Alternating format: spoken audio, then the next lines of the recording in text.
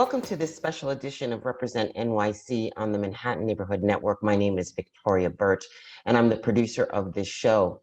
The murder of a Black man in Minneapolis, Minnesota by a white police officer sparked protests and upheaval around this country and around the world. Today on this edition of Represent NYC, we're going to be discussing the politics of protest and starting conversations about racism and police brutality. Joining us now is Dr. Christina Greer, the host of the election show on MNN, as well as an associate professor of political science at Fordham University. Dr. Christina Greer, good to see you. Great to see you. Thanks so much for having me. So, can political protest create social change? Absolutely.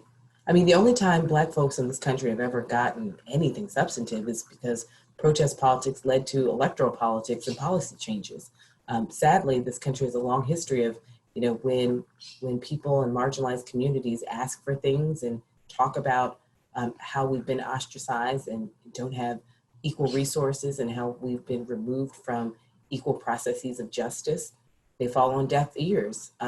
We saw with Colin Kaepernick kneeling quietly on the sidelines, that was too much protest. And lots of people didn't want to hear just the basic demand of being treated with dignity and highlighting the issues of police brutality. Folks made it all about respecting or disrespecting the flag.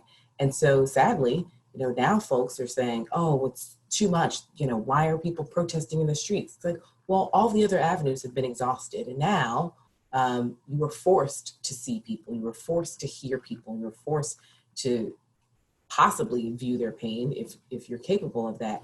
But we've already seen slowly but surely protest politics is leading to elected officials recognizing they're going to have to change how they think about policing. We saw this in 2014 with Ferguson, when people took to the streets. The government responded with tanks and military, police in military grade artillery. However, we've seen the city council completely be restructured.